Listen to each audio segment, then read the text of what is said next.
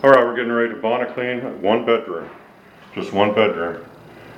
The other bedroom they replaced the carpet in. And we just got done doing a thorough vacuuming in here with our new sanitary. Looked pretty good, got a lot of dirt out. But he's getting ready to start bonneting. We've already pre-sprayed the carpets. They're not too dirty, so we're just going over this. Most of the dirt that we saw, there's not any really bad stains, but there was a lot of dirt in it, but the vacuum pulled that out. Alrighty, let's go.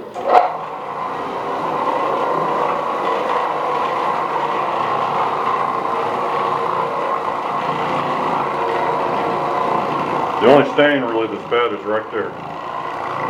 You better be filming because it's coming up right now. There it is.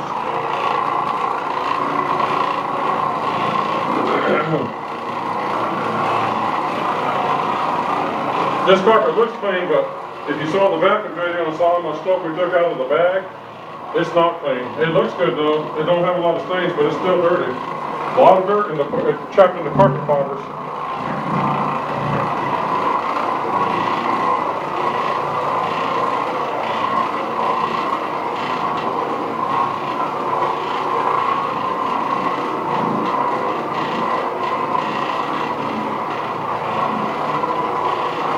So the pre-spray we put down has started to break the bond of there's a chemical bond where the dirt and soils are basically stuck onto the carpet fiber, but we put the pre-spray down. That helps to break the chemical bond so that the things are loose. Also holds them in suspension. So when they're in suspension in a liquid, when we come along with this bonnet and pick everything up, it's absorbed with the pre-spray. So it looks like it would just be putting the dirt further down into the carpet, but if the soil wasn't suspended, it would. But since the soil's in suspension, it can be absorbed. So this works in a similar fashion to an extractor. It just doesn't use as much water. But instead of using a vacuum source to pull up all the liquid and the dirt, which you're using as an absorbent material, the bonnet, and it's able to absorb the same thing. So it's kind of like a sponge on your kitchen countertops would work. The benefit to this, of course, is it's a low moisture cleaning method. We don't have to get the carpets very wet.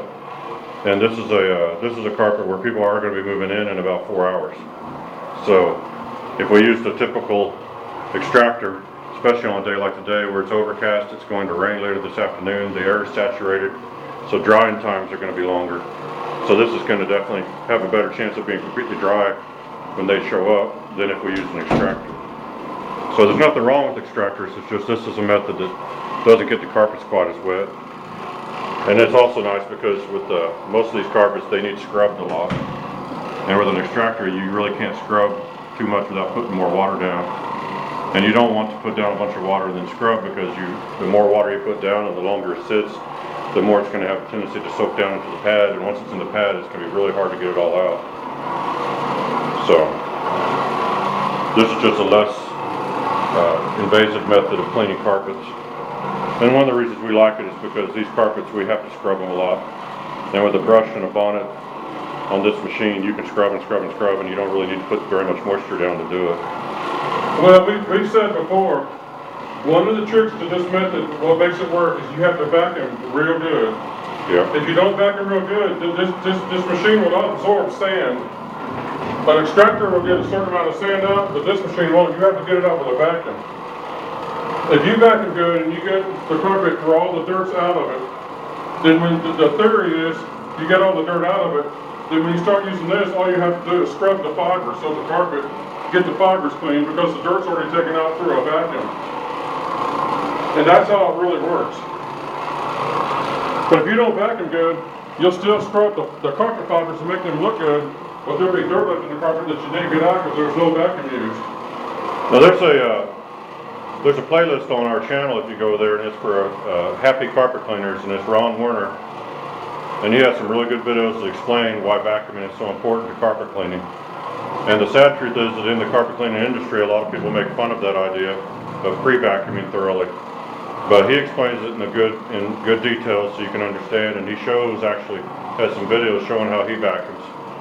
And it takes him a long time to vacuum, but I mean, he's doing a really good job, and if you do a good pre-vacuuming, your carpets come out a lot cleaner. It just makes everything work better, because you want to get all that dry substances and everything, you want to try to get those off the carpet and out before you start getting any moisture put down. But this is not too much to this. We're going to rake this with the Grande Groom, which is a carpet rake.